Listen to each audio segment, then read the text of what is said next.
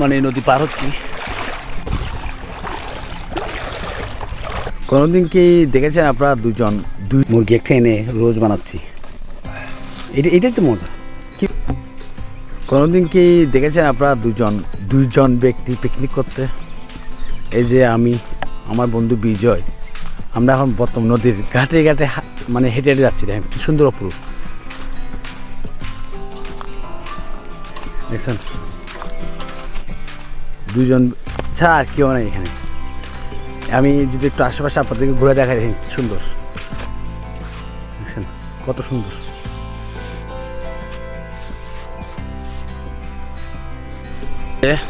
এই যে মানে নদী পার হচ্ছি আস্তে, কারণ ওইদিকে যাওয়ার কোনো রাস্তা নাই। এই নদী পার করে ওই যে ওই পারে চলে যাব, ওই পারে চলে যাব। ওই পারে একদম হেঁটে হেঁটে ওই একদম শেষ প্রান্তে, একদম শেষে ওই যে একটা বট গাছ আছে, বট গাছের নিচে আমরা দুই বন্ধু মিলে মানে এই মাংসগুলো রান্না করবো। এই দেখেন আশেপাশে কত সুন্দর।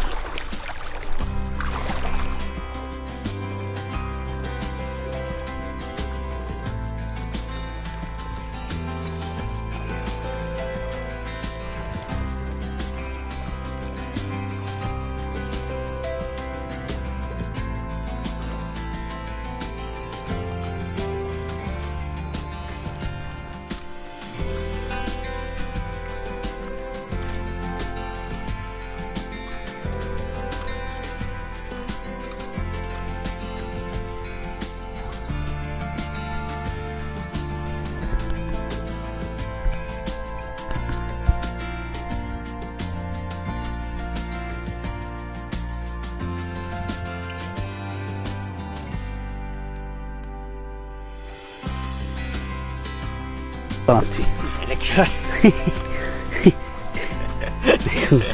ডাইরেক্ট সরাসরি রোজ। এই যে আমাদের বিজয়, আমাদের দেখেন কি সুন্দর।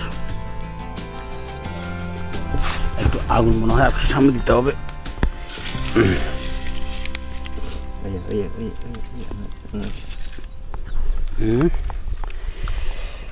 দেখেন কি সুন্দর। এই যে নদীর পাড়ে, এই যে নদীর পাশে আমরা দুই বন্ধু মিলে, অথচ কালকে নির্বাচন আমরা নির্বাচনের আগে আমরা দুই বন্ধু মিলে মুরগি একটা এনে রোজ বানাচ্ছি। এটাই তো মজা। কি বলো বন্ধু? দেখে বন্ধু বিজয় কি বলে। আসলে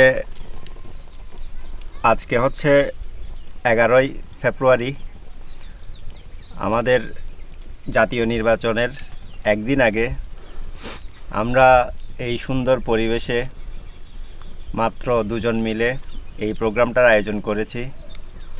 আমাদের আসলে কোনো প্ল্যানিং ছিল না। সকাল থেকে আমরা চিন্তা করতেছি কি করব। এখন আসলে গাড়ি বন্ধ থাকার কারণে দূরে কোথাও যেতেও পারতেছি না। তাই চিন্তা করলাম এই সুন্দর একটা পরিবেশে সারাদিন একটা কমফোর্ট জোনে থেকে একটা ভালো সময় কাটাবো। তাই আজকে এখানে আসা, আসলে ভালোই লাগছে। অনেক দিন পর ছোটোবেলার অনেক স্মৃতি চোখের সামনে আসলে ভেসে উঠছে। ভ্রমণের জন্য আসলে অনেক মানুষের প্রয়োজন হয় না। যদি আপনার ইচ্ছা থাকে, আসলে সব জায়গায় যে কোনো প্লেসে আপনি আপনার সময়গুলো সুন্দরভাবে কাটাতে পারবেন।